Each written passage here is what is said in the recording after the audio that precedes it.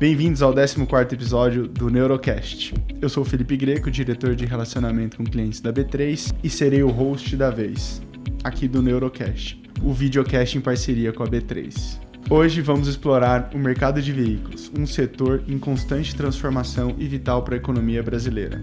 Para discutir os desafios e oportunidades desse segmento, temos a honra de receber César Gernikinian, sócio-diretor da Financeira do Santander, uma das maiores instituições financeiras quando se trata de financiamento de veículos. Vamos entender juntos as mudanças em o mercado e as novas tendências e expectativas para o futuro. César, é um prazer receber você aqui. Além de ser um amigo, um sócio do banco, a gente discute muito no dia a dia, a gente fala sobre as estratégias, o que é que está acontecendo no mercado, e poder estar com você aqui hoje no último Neurocast do ano é um baita prazer. Sem dúvida a gente vai fechar o ano aqui com chave de ouro, com a sua presença.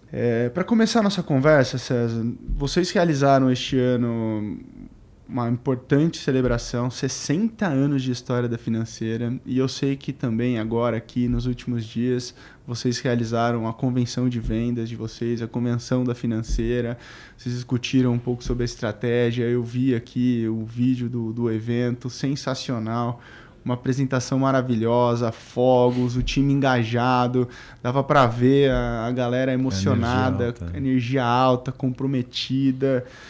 Assim, é impressionante como você tem transformado ali esse movimento da Financeira para onde vocês estão levando, e o engajamento, a questão de cultura. Acho que esse é um ponto que, sem dúvida, tem levado e mantendo vocês nesse patamar que vocês estão de crescimento, né? Além de tudo, vocês foram reconhecidos como melhor empresa para trabalhar de instituições financeiras e também recebeu o selo de melhores empresas do Brasil. Como que vocês olham o impacto da cultura organizacional, das relações com os sonhos que vocês estão traçando e particularmente no mercado de veículos? Como que essa missão tem transformado esse setor no Brasil? Legal. Bom, primeiro queria te agradecer, Felipe, pelo convite. Uma honra estar participando aqui desse super podcast da B3, da Neurotech e também de todas as empresas do grupo, né? A Potência, a B3. É um super prazer estar aqui, uma honra. Agradeço você, o Marcos, o Amâncio. E acho que a gente tem uma relação que transcende a questão da relação profissional das empresas. Como você falou, acho que você foi preciso. A gente tem uma relação de amizade que ajuda muito no dia a dia. E é muito legal estar aqui representando o Santander, então agradeço na lata aqui, muito obrigado pelo convite. Espero corresponder e talvez contribuir com alguma coisa nesse podcast. De fato, a gente tem uma história, né? Quando a gente fala de uma instituição financeira no país que tem um monte de históricas volatilidades, você completar 60, na verdade completou 61 anos agora em agosto, eu acho que é uma conquista que a gente tem que enaltecer. Você ter 61 anos num mercado brasileiro de veículos que ele é super resiliente, volátil, crescente, mas ao mesmo tempo com muitas transpirações, com muitos desafios, e a gente tem feito um bom trabalho em toda a história da Financeira, né? É uma financeira que historicamente é líder de mercado, e a liderança de mercado essa não dita por nós do Santander. Isso você consegue consultar dados do Banco Central e o Banco Central indica lá que a gente tem uma posição de liderança no mercado de concessão de crédito para veículos na pessoa física no Brasil. Então a gente consegue fazer essa jornada.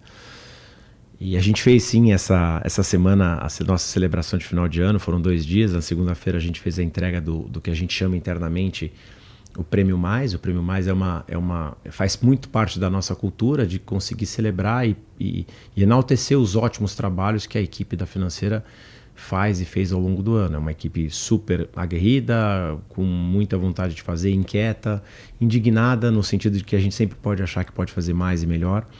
Então você poder celebrar o ótimo trabalho e premiar os melhores do ano é motivo de muito orgulho de quem está no palco, e mais ainda de mim, que estava lá entregando sabe, de eu estar entregando os troféus, celebrando os melhores do ano.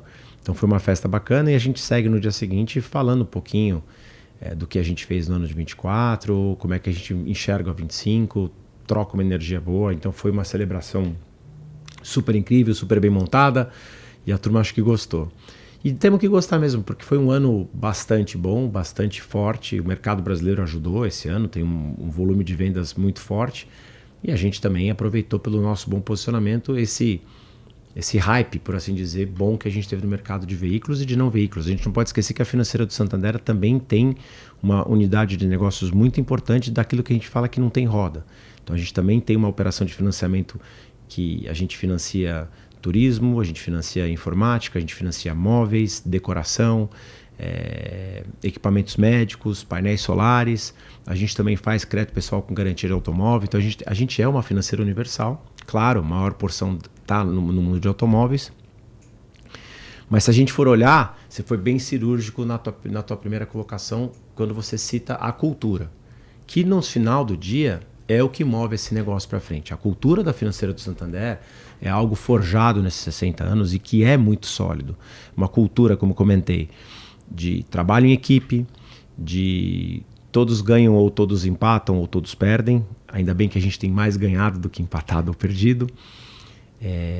De que a gente tem sim que ter essa inquietude, da gente querer ser inconformado, da gente querer fazer mais, da gente poder proporcionar a realização do sonho das pessoas, porque quando a pessoa está comprando um automóvel, uma motocicleta, ou uma viagem, ou trocando os móveis da casa, é um sonho para a pessoa. Então a gente tem que ter essa consciência que a gente está participando do sonho das pessoas. Não é um financiamento, né?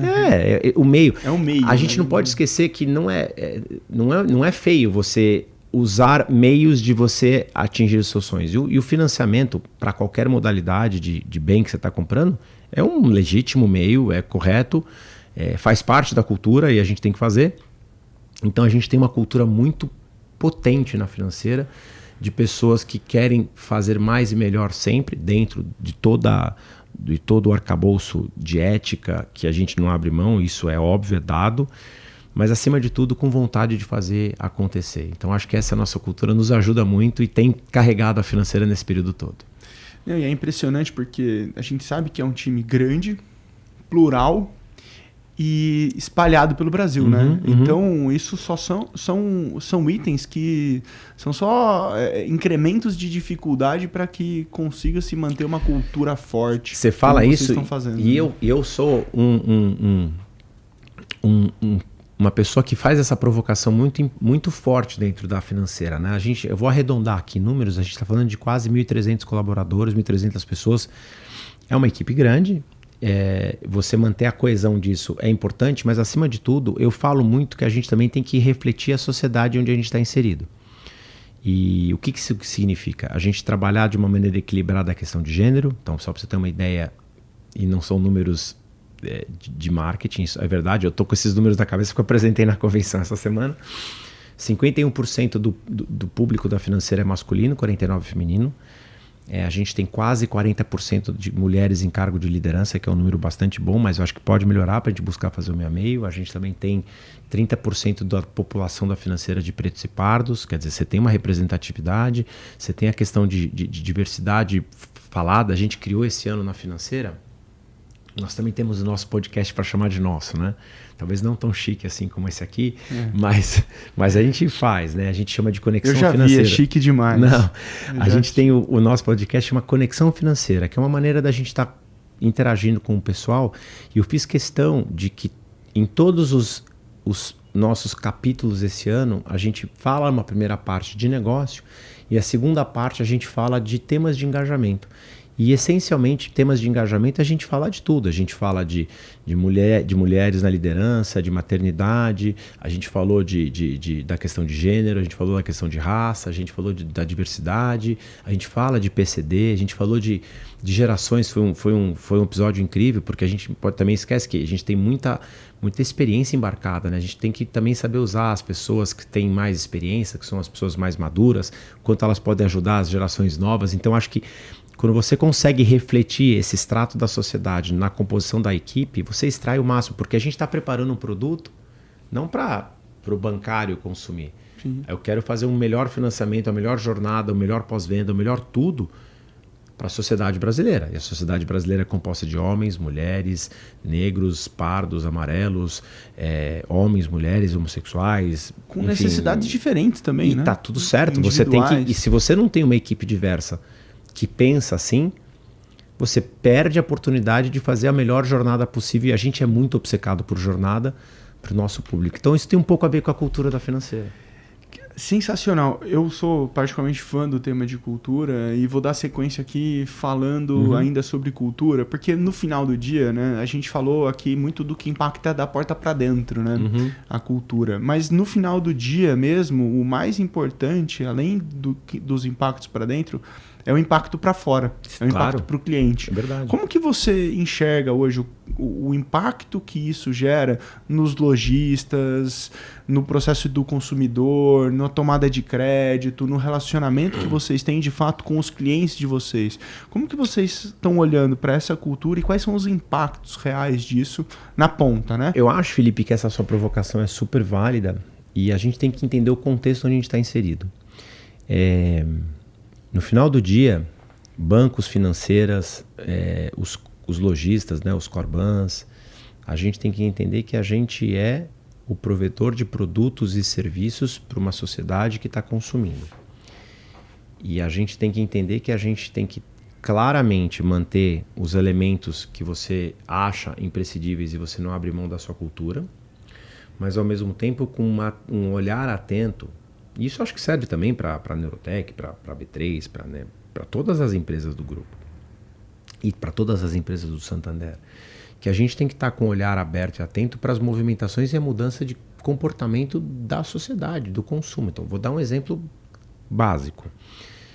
Se você tira uma foto do que era o comércio de veículos há 10 anos atrás, a gente está falando que há 10 anos atrás você ainda tinha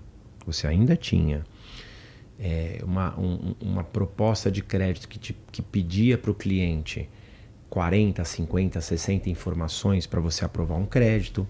Você já tinha a questão da internet, mas você ainda tinha, talvez em alguns lugares do país ou do mundo, propostas vindo por fax ou alguma coisa do gênero. Você tinha ainda necessidade de saber, pelo menos no Santander era assim, referência bancária, dar o nome do seu gerente. Se você puxar mais para trás, tinha um negócio que eu achava muito bizarro, mas era verdade. Me dá um contato do seu vizinho do lado direito, do lado esquerdo, que era uma maneira de você fazer confirmação de crédito. E aí você começa a digitalizar isso. Por quê? Porque as pessoas começam a efetivamente não querer mais essa questão mais metódica, manual, formal. Você tem que começar a entender esse contexto e às vezes você até quanto puxar o mercado, você tem que fazer propostas para mudar também o mercado, né? E eu acho que isso é uma coisa que a gente tem que ficar atento. E eu acho que isso passa também por cultura de sociedade. Então, se você não está preparado para embarcar e abarcar aquilo que a sociedade está sinalizando que ela está querendo ou ela está indo para esse caminho, eu acho que você perde efetivamente o tempo, você perde a mão e para recuperar isso depois é mais caro, você perde o seu posicionamento referencial no mercado e efetivamente menos negócios você faz. E se você pegar, eu entendo que nós tivemos a sabedoria de, ao longo desses 61 anos de história, saber ir se ajustando de acordo com os movimentos que são colocados. E te digo mais, eu estou falando muito do costume do cliente final.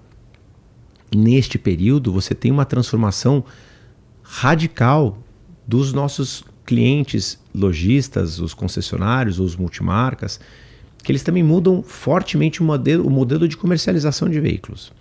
Então, vamos lá.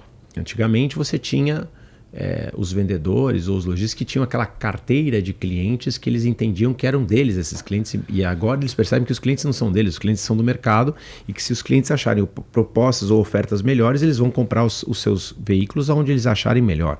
Então, aquelas questões de agenda, de vou ligar para o meu cliente, isso não existe mais, isso é museu completamente. Hoje você tem um cliente que quer começar a jornada dele de compra de qualquer coisa. Vou dar um exemplo. Você estava falando de comprar a televisão para a casa da praia. Como é que você vai fazer para comprar a televisão? Você vai direto na loja ou você vai entrar em algum portal, em algum site, fazer pesquisa? A experiência do cliente mudou, a expectativa mudou. Qualquer coisa que efetivamente as pessoas que nós compramos hoje, a gente começa essa experiência, você pode até terminar no físico. E aliás, o veículo termina no físico, mas você vai começar aqui atrás. Então, poxa, o lojista, os bancos, as financeiras começam a entender que a experiência começa aqui atrás. Vamos começar a se conectar aqui atrás e tentar criar uma jornada que faça essa conexão. É uma mudança do costume de vender. Como vender? Para atender o costume de compra. Quer dizer, você começa a ter os alinhamentos mais equilibrados. E se a gente não acompanha isso... É uma evolução cultural. No final é uma evolução cultural. Exatamente. Porque o cara que está lá no seu time, olhando o que ele está entregando para o cliente dele, ele tem que se colocar como cliente que quer começar a experiência dele diferente, que não quer mais esperar. Acho que tem alguns cases, mas o Mercado Livre é um case de transformação completa da sua experiência. Assim, Web Motors então, é um case de transformação. Eu acho que eu te falo o seguinte... Os números que a gente vê na Web Motors, e aí não falo só porque a Web Motors é nossa empresa do grupo, mas também porque ela é uma referência de portal automotivo no Brasil. É o maior portal, é o maior marketplace de automóveis da América Latina. Os números são boçais, por assim dizer. A palavra é feia, mas é por aí.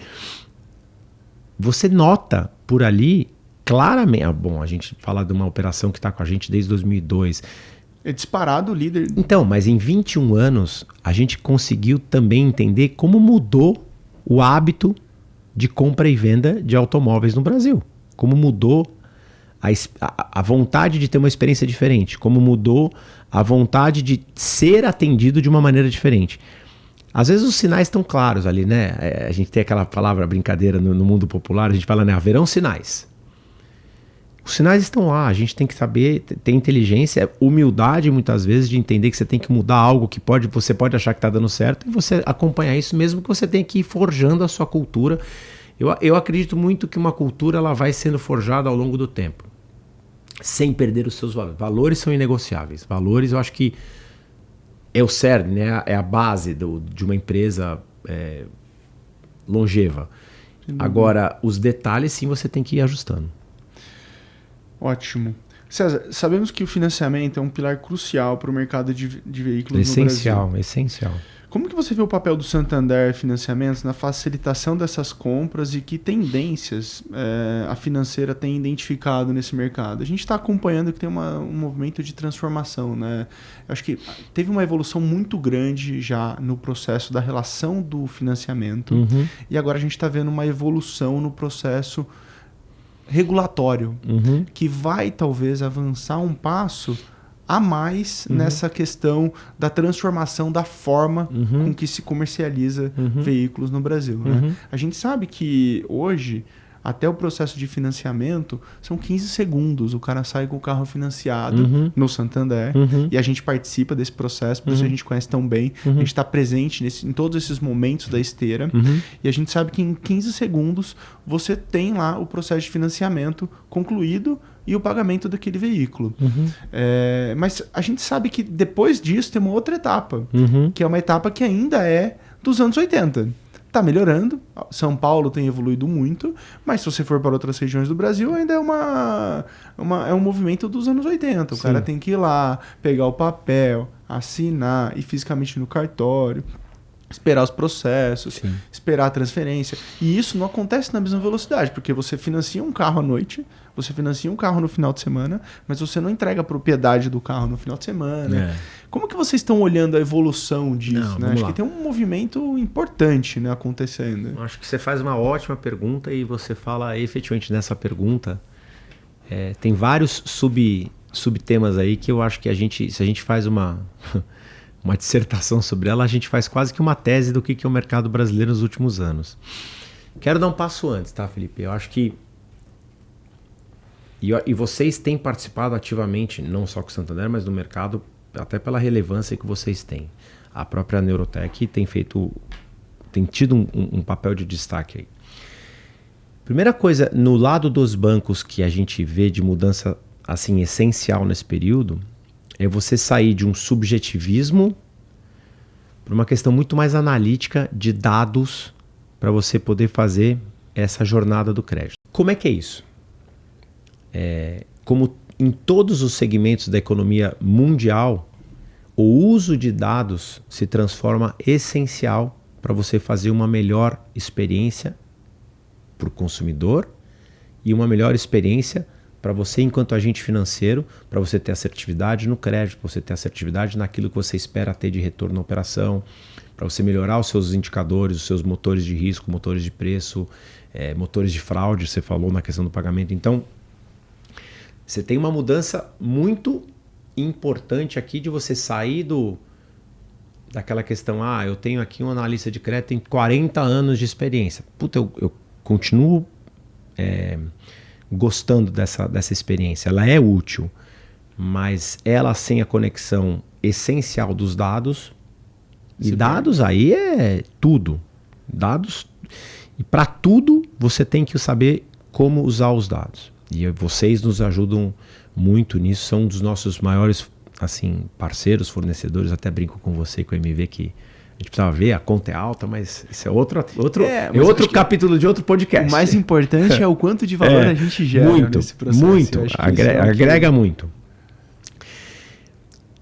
Ao você ir para uma questão mais técnica, mais analítica, você começa a mudar a estrutura das suas equipes. Para você poder ter melhor uso dessas informações. Ótimo, você estabelece então o melhor uso das informações. Como é que você aplica isso? Você tem que ter mudança nas jornadas. Aí você começa a ter jornadas que são mais digitais.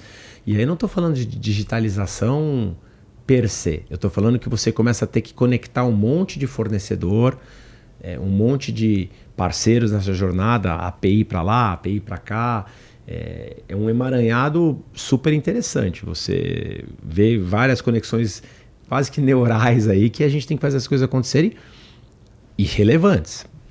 Em milissegundos, né? Em milissegundos. E aí você fala o seguinte, poxa, como é que eu consigo, de uma maneira quase que obsessiva, usar ainda mais e melhor os dados para você poder ter mais granularidade, para você poder ter mais assertividade, para você poder entender mais o cliente, porque muitas vezes você tem que...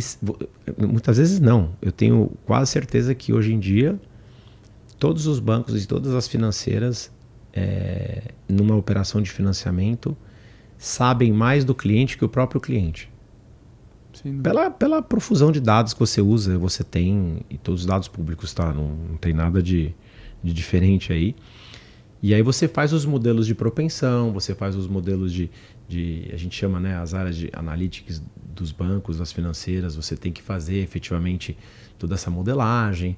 E você vê muito hoje em dia, diferentemente de quando eu entrei no banco há 20 e tantos anos atrás, você tinha um público, você tinha uma população que formava as equipes. Hoje você vê muito engenheiro, muito estatístico, muito matemático, tentando criar todo um arcabouço para a gente poder vender um produto melhor. Então, volta para a tua pergunta, né? A gente sim teve um papel preponderante enquanto financeira de fazer a provocação do mercado mudar, né? E que bom que o mercado mudou e que bom que a gente tem hoje todos os bancos e o mercado brasileiro, eu quero deixar bem claro aqui, o mercado brasileiro, falei inclusive isso na sessão de bancos da Fenalto, acho que você estava lá, você não estava dormindo, você estava na primeira fileira, você estava lá, eu vi.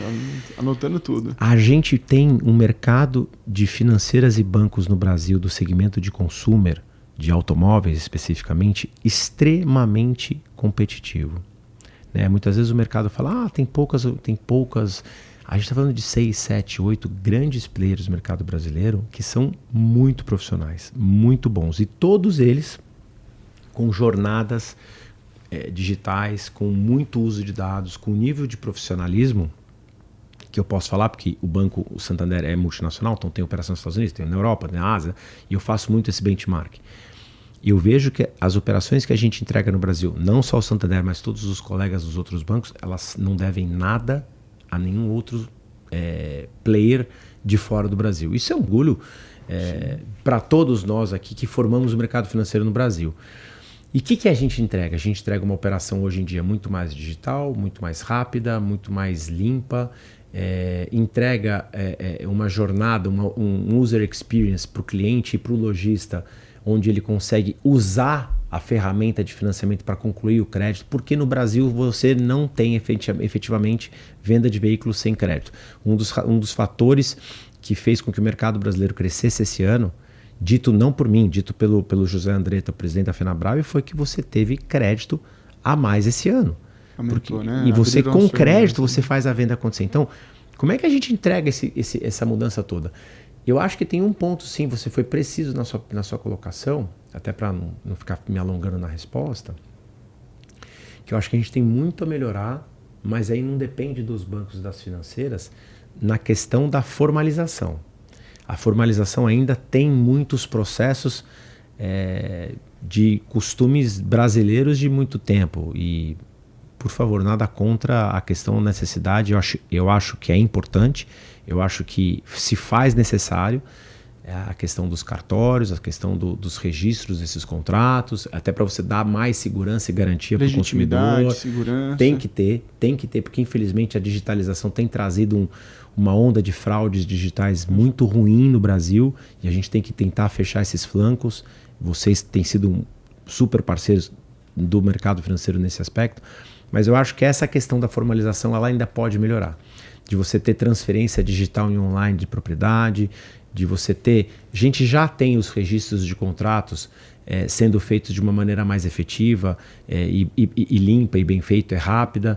Você tem agora a questão do...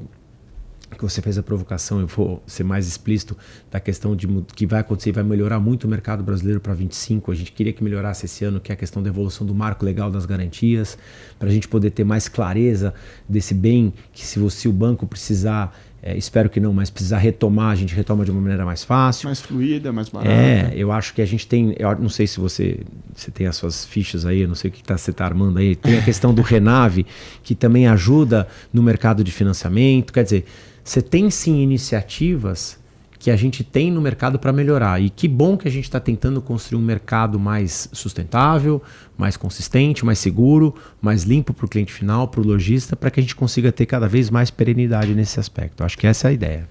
Eu acho que, sem dúvida, o Renave ele vem trazendo essa evolução, somado ao marco legal de garantia, né?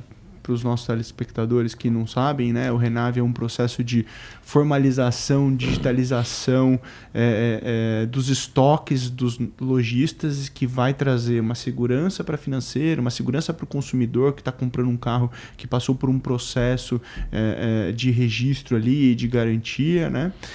E o marco legal de garantia que vai ajudar todo o processo de retomada para que as financeiras possam de fato ter uma fluidez maior no processo de financiamento e na abertura do crédito, porque se você tem uma fluidez maior, você consegue no momento de crise, no momento de dificuldade, ter essa garantia de uma forma mais fluida, sendo monetizada, retomada, para que...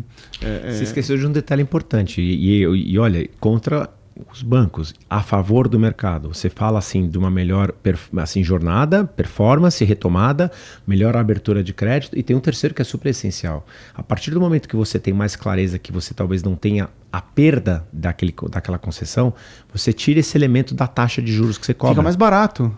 Sem dúvida nenhuma. Quer dizer, todo mundo ganha. Você tem taxas melhores, você tem maior concessão de crédito, você tem uma jornada melhor, então você vai ter consumidor comprando mais carro, você vai ter cliente, lojista vendendo mais carro, você vai ter mais volume de negócio. É aquela típica lei, aquela típica mudança de mercado que é bom demais para todo mundo. A gente só está querendo que ela ande mais rápido. A gente podia estar andando mais rápido porque você vai gerar mais negócio, mais volume de emprego, mais imposto, mais tudo. Então a gente tem que... melhorar a indústria, tudo, enfim. Tudo. E eu acho que você tocou num outro ponto que talvez os nossos telespectadores aqui não conheçam tão bem, tão profundamente, o quão é competitivo esse mercado na ponta, né, de financiamento. Então, quando a gente fala de 15 segundos, milissegundos no processo, são são dois clientes sendo atendidos ali, né? O lojista que está oferecendo o seu serviço de financiamento, né? E ele tem o leque de bancos, que vocês são competitivos e estão todos nas mesmas lojas, né? Competindo ali por aquela melhor taxa, e a gente está vivendo um ambiente super complexo, com taxa de juros subindo, o Fund sobe todo dia, então a briga na ponta tá acirrada, né? E tem o processo todo de que, cara, quem aprovar primeiro, mais rápido, colocar o gravame primeiro, garantir aquela operação, leva o financiamento. Porque muitas vezes, né, para o consumidor final, a jornada é de querer o carro e o dinheiro, né? Então, quem entregar mais rápido aquilo é que ganha. Então, toda essa dinâmica que a gente discutiu aqui, para quem não conhece o mercado de veículos, que está escutando a gente, tem na ponta ali uma briga acirradíssima, né? Mas muito saudável. Saudável demais. E vocês, o exemplo da Fenalto foi claro, né? E a gente acompanha, a gente tem diversas interações dentro desse grupo, junto com vocês, por sermos a infraestrutura, né, que viabiliza todos esses financiamentos no Brasil, a gente discute muito em conjunto isso. E vocês estão ali, né, na ponta, brigando, mas vocês sentam, discutem, entendem o que é a melhor estratégia para o mercado, como é que o mercado está evoluindo, quais são os próximos passos para melhorar a vida do cliente, né? Então, sempre na bola, né? Então a gente vê isso com bastante transparência, e parabéns por vocês serem este grupo que conduz. A gente sabe que são grupos que vão mudando ao longo do tempo. Hoje tem um grupo conduzindo isso, e parabéns pela forma que vocês estão conduzindo. Não, obrigado. É importante deixar muito claro que a competição, quanto mais ela ocorrer, mais saudável para todos da cadeia será.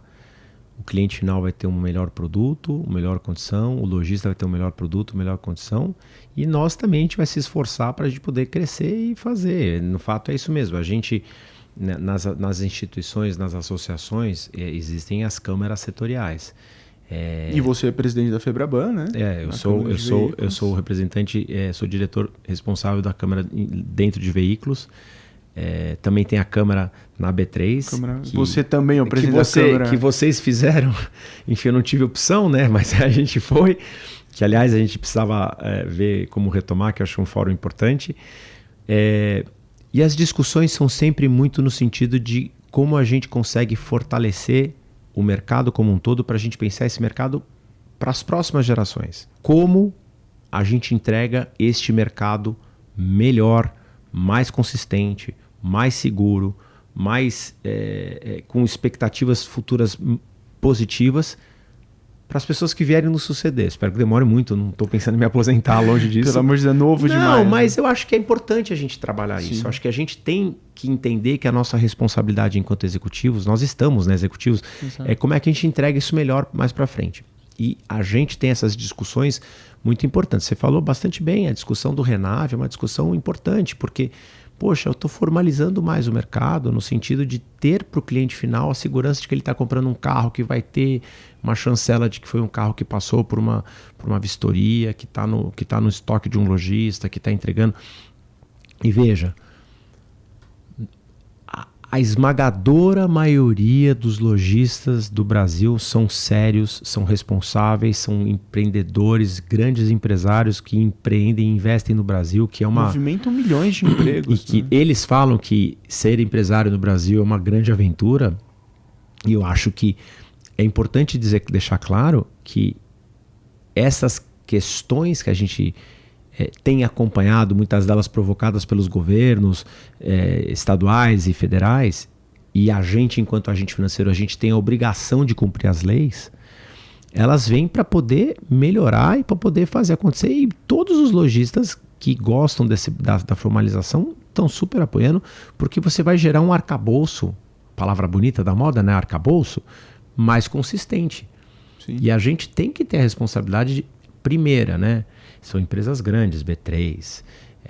Eu não vou falar Neurotech, eu vou falar do conglomerado, o Santander, o Itaú, o Bradesco, BV, Safra, todas as empresas muito sérias, grandes e corretas, elas, acima de tudo, elas trabalham mandatoriamente dentro do que diz a lei. E se a lei diz isso, então qual é a melhor maneira de fazer a aplicação dessa lei gerando benefícios para o mercado? E eu acho que a gente tem essas conversas nesse sentido. E essas conversas são boas e são importantes para poder gerar melhores condições. Claramente, a gente caminha para um mercado melhor, né? Então, acho que isso dá bastante conforto. A gente tem um exemplo claro, né? O próprio SNG, quando foi criado, o mercado ele passou por um processo de transformação. Tiveram suas resistências, demoraram alguns anos para a gente implantar o SNG. Você tá falando, você era moleque lá em Itanhaém, você nem viveu isso aí, eu não. Eu nem vivi, mas eu já tava, eu checar a história, você conhece bem essa história de implantação. Eu também não era um garoto lá que estava começando no banco, mas eu vi que isso aí são transformações e mudanças, cara, que hoje acontecem. A gente tem esse mercado desse tamanho por conta dessa formalização. Total. Então todo mundo ganhou.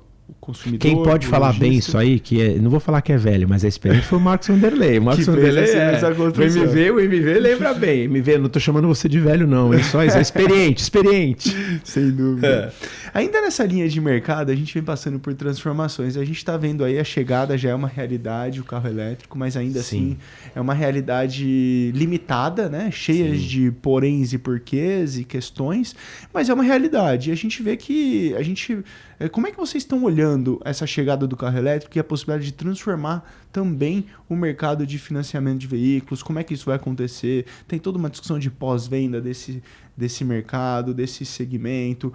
O financiamento está atrelado a um bem, esse bem tem uma valorização, uma desvalorização. Como é que vocês estão olhando essa dinâmica e essa transformação desse mercado com a chegada do carro elétrico? Eu acho que você tem componentes nessa pergunta, Felipe, que é bastante interessante, com várias matizes. Você tem um viés de negócio, você tem um viés de sustentabilidade, você tem um viés de futuro, e cada uma dessas abordagens tem um tipo de resposta. Então, vou falar de negócio. É um movimento transformacional na indústria.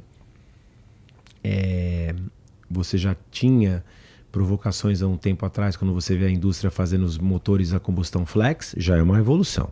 Sem dúvida. Aí você começa a ver os motores flex sendo acoplados com algumas baterias, então você está falando dos híbridos. E você também tem os elétricos, que de fato tem tomado de assalto, no sentido de acampar no mercado, um volume gigantesco, e as pessoas muito curiosas em entender o que é um veículo elétrico. E aí eu não estou falando só de veículo elétrico chinês, que tem crescido muito, mas você também tem uma própria Tesla que lá atrás revolucionou o mercado com uma proposta diferente. Você tem uma entrada de grandes players no Brasil, montadoras essencialmente da China, que tem produtos muito bons, e vários deles muito nossos parceiros no Santander, com muito orgulho, que estão fazendo trabalhos incríveis. Você está falando hoje em dia que, sei lá, eu acho que o exemplo maior é a BYD, que está fazendo um trabalho super bacana e muito agressivo no mercado brasileiro. Já é uma top 10, né? Ela é uma das 10 maiores montadoras de vendas do Brasil. Isso se reflete nos negócios que a gente faz na ponta. Muitos porque você tem produtos melhores e mais baratos. Muitos ainda assim com a questão do que vai acontecer com esses carros nos próximos anos. Mas acho que tem um ponto aqui que eu gosto sempre de falar, que a gente está discutindo sobre uma situação que com certeza vai mudar, né? Porque muito se fala do que vai acontecer com as baterias dos carros daqui 5, 6, 7 anos, quando elas chegam à exaustão de uso de vida delas, né? Porque se faz muita comparação do que acontece com uma bateria de um smartphone, que a bateria não é trocada. Sim. Mas, e eu não estou dando uma informação, porque eu não tenho essa informação, mas eu estou fazendo uma provocação. Será que já não se pensou que daqui a um tempo a bateria de um carro não pode ser trocada por uma nova? Tem até um case na China, né? A gente viu no último você tem uma empresa que troca a bateria, coloca uma outra. Bateria. Não sei. E talvez isso seja talvez um grande obstáculo a ser superado. Vai financiar a bateria ou vai financiar carro, né? É um negócio, né? Negócio de energia. Já estão financiando placa. Eu acho que a gente não... Sim, a gente tem sim que prever o futuro, ou prever a questão de negócio, porque você está falando que você está dando crédito baseado numa garantia, você sabe que a garantia vai valer, ou o consumidor vai comprar um carro, sabe que esse carro vai valer. Tem modelos de veículos híbridos e elétricos, mais os elétricos que têm uma desvalorização maior, e você não pode... jogar contra os dados. Eu falei muito de dados aqui, você olha os dados, você olha as informações, de fato mostra isso, mas ao mesmo tempo quando você fala com os fabricantes, você vê neles muita confiança do que vem pela frente. Então, eu acho que a gente está falando de um mercado que está crescendo absurdamente. A gente tem muito orgulho de dizer que a gente também é a financeira que mais financia carros híbridos e elétricos no Brasil. E a gente está tendo uma experiência super positiva. Mas se eu levar em consideração o que os nossos parceiros falam, as montadoras, eu acho que esse mercado está em franca evolução em todos os sentidos. Produtos, qualidade, usabilidade, valor da garantia. Mas isso tudo não vai adiantar de nada se a gente não tiver uma melhor e maior estrutura para que as pessoas que têm esses carros consigam poder abastecer as baterias, né? Para poder utilizar, de fato, que hoje... Mas isso não é um fator só no Brasil, né? Sim. Isso, se você olhar o mundo inteiro, você vai nos Estados Unidos, que é um super país desenvolvido, você também não tem facilidade de abastecimento. Você vai na Europa, também não tem. Na China, talvez, mas aqui... Então, acho que é um tema mundial, também, né? de abastecimento, né? Hoje você para o seu carro no posto, além de você ter uma logística de distribuição muito capilar, você abastece em 5 minutos. E continua a sua viagem por mais 500, 700, Eu acho, 800 só uma coisa que a gente tem que dizer também, é que a gente tem que encarar a realidade que o Brasil tem uma matriz energética favorável a esse tipo de energia. Então a gente também tem que saber usar isso, a gente tem que tentar explorar competitivamente o que pode ser melhor para o Brasil. Olhando para o futuro aqui, César, quais são as suas expectativas para o mercado de veículos no Brasil? E qual que você acha que é o papel da tecnologia na análise de dados? Como que a Neurotech, a B3, como a gente já falou um pouco aqui, desempenharão nessa jornada? Assim, um pouco do... Vamos lá. E o que vocês estão trazendo de inovação? O que vocês estão pensando que vocês podem contar? Essa terceira eu não vou falar muito, não. Dada a competitividade do mercado. Tem muita gente boa no mercado que vê esse podcast. Vou ser um pouco mais vago aqui. Mercado. Eu acho que o mercado brasileiro em 2025, claro, tem uma dependência muito importante com relação à macroeconomia, mas entendendo que a macroeconomia não tenha grandes solavancos, a gente tem um mercado que, isso não são dados que a gente tem no banco, mas que o próprio mercado fala. A própria Anfávia prevê venda de 2,85 milhões de veículos novos ano que vem. Se você vai ver a Abraciclo, você vê que motos também vai continuar crescendo. Só para vocês terem uma ideia, a gente está tendo quase 2 milhões de motos novas vendidas no Brasil esse ano. É um número muito grande. Então você vê que o Brasil tem demanda para veículo. O brasileiro gosta do segmento. Então a gente vê, eu vejo, César vê, o Santander vê. 25, o mercado ainda crescente, importante, tendo demanda, bons clientes, com atenção maior no macro, porque eu acho que a questão dos juros é uma coisa que pode impactar, porque as prestações podem subir, o valor da prestação pode subir por causa dos juros, e a questão da relação prestação-renda é algo que os bancos usam muito como discriminante de crédito. Falando de discriminante de crédito, eu entro para a segunda parte da sua pergunta, que é o uso de dados. Eu acho que é uma jornada sem fim e que bom, porque a gente tem muito mais assertividade hoje e sim, vocês são muito importantes na nossa jornada no Santander. Nós temos muito gosto de ter vocês quanto fornecedores. Acho que a gente tem uma relação importante. A Neurotech faz provocações relevantes do uso dos dados. Quanto mais dados, podia ser um pouquinho mais barato, mas, de novo, é outra conversa. E eu acho que as equipes devem continuar se desafiando, se provocando para fazer mais e melhor uso de dados. Eu acho que isso é um caminho sem volta. E sim, a gente vai ter novidades para o ano que vem, mas essas eu não posso adiantar por aqui. Bom, pessoal, eu tentei tirar aqui umas novidades do César, mas o César que é um cara de longa data de mercado, bastante safo, sabe que a concorrência tá de olho nele para tomar a share dele. Como eu tô de olho na concorrência também, então a gente tá toda hora também bebendo da fonte dos outros. Muito bom. César, infelizmente eu gostaria de ter tempo infinito aqui, porque não faltam assuntos com você, mas a gente vai caminhando para o final aqui desse Neurocast. Que pena. Realmente é uma pena, além de ser agradável, não faltam temas. Você é um cara que admiro bastante, veio da base, construiu ali a sua jornada, né? Tá sempre, que a gente que gosta de falar muito, umbigo no balcão, gasta sala de sapato, né? Tá dentro do cliente. Você veio dessa escola, né? Você foi forjado nesse formato, você segue nesse formato, chegou na liderança da maior financeira do mercado hoje de veículos. E é uma referência, sem dúvida nenhuma, pelo trabalho brilhante que já fez e vem fazendo. E aqui, sem falsa modéstia, você sabe que isso é verdade, é referência no mercado. Eu queria que você pudesse deixar aqui para os nossos telespectadores, vou pedir 2 coisas para você. Um livro que te ajudou nessa jornada, que você gostaria de compartilhar com os nossos telespectadores, e uma frase que resume aqui para olhar para o futuro Brasil, que você quer deixar de mensagem para os nossos telespectadores.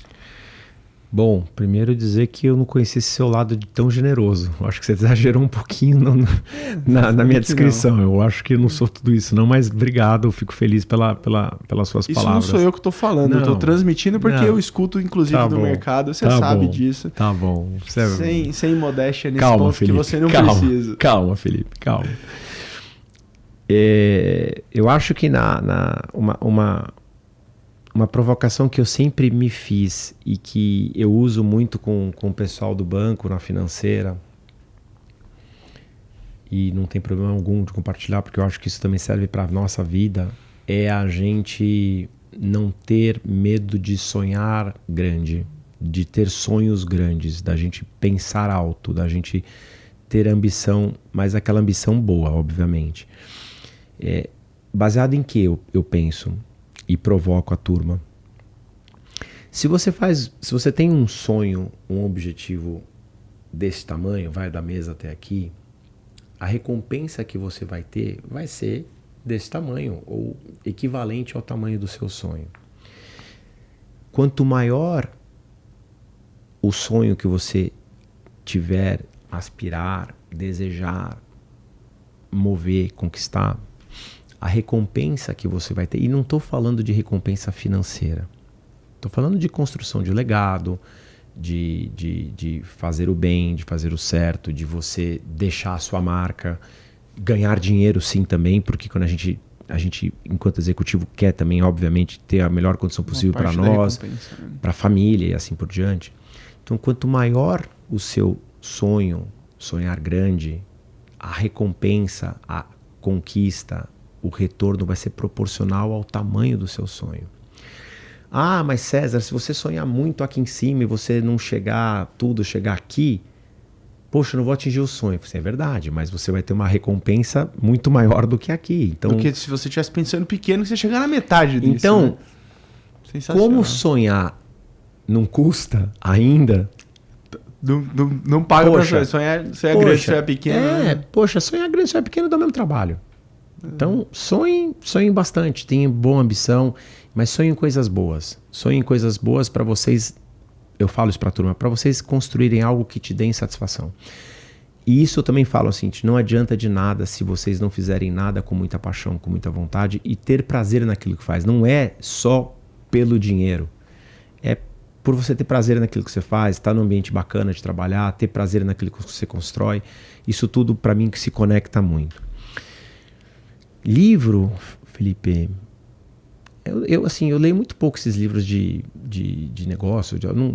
Eu gosto muito mesmo, eu me interesso muito por livro de história e por livro de biografia. Recentemente teve um livro que foi lançado, que chama Mentes Brilhantes, mas que fala muito da galera do setor automotivo, e aqui foi um trabalho super bacana que a Silvana, enquanto curadora, provocou a gente da gente escrever. Não sei onde ela estava com a cabeça, ela me convidou para escrever um capítulo do livro. Quem sou eu? Então você já ticou mais um item da vida. Aí. Já. E aí até um beijo para a Silvana pelo trabalho que ela fez. Nem sei se ela vai ver isso aqui, eu acho que ela vai ver. Eu gostei muito de um livro que eu li há muito tempo atrás, que eu nem sei se tem, acho que ainda deve ter, que falava da biografia daquele tenista famoso chamado André Agassi. Sim. André Agassi foi um dos maiores tenistas de todos os tempos, mas você lê o livro, você percebe que até boa parte da vida dele, ele não gostava do tênis, porque ele tinha que treinar insanamente com o pai, ele tinha que estar praticando, ele tinha que estar melhorando, ele tinha que estar toda hora tentando melhorar os movimentos. E é uma história interessantíssima, né? De altos e baixos, como a vida de todo mundo. Você não está toda hora no hype do bom, né? Ele fala o seguinte, que a sua vida tem altos e baixos, mas que se na média ela é positiva, putz, você tá no lucro.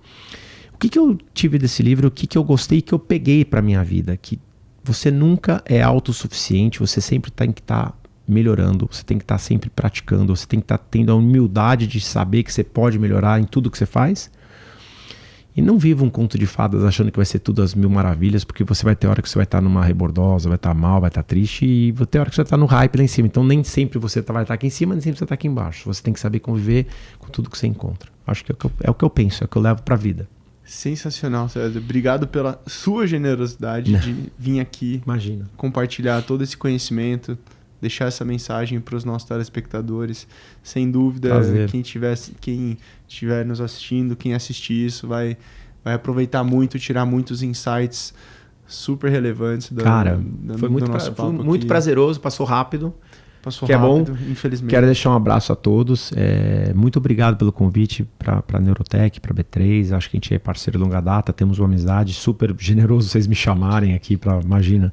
Mas acima de tudo que a gente tem um ótimo final de ano, um super Natal, um 2025 bacana para todo mundo, com muita saúde, com muita prosperidade, com muita coisa boa, muita felicidade, muita paz. A gente precisa de paz, né? Para a gente poder andar e que todo mundo consiga realizar seus sonhos. Grandes sonhos. Sonhe grande, sonhar grande, pequeno é o mesmo preço. Mesmo trabalho. É o mesmo trabalho. É isso aí. Muito bom. Pessoal, chegamos ao final de mais um Neurocast, último Neurocast desse ano, fechando com chave de ouro, com o César aqui. Valeu. Dando uma aula pra gente do mercado financeiro, veículos, um cara que é referência. Queria de fato de novo aqui te agradecer e avisar vocês, pessoal, é o último de 2024, mas podem esperar que a gente volta em 2025 com muita força, com muito conteúdo, com muito mais coisa, para que vocês estejam com a gente aqui acompanhando e se desenvolvendo. Obrigado. Valeu, cara. Valeu. Tchau. Tchau, pessoal. Tchau, pessoal. Até mais.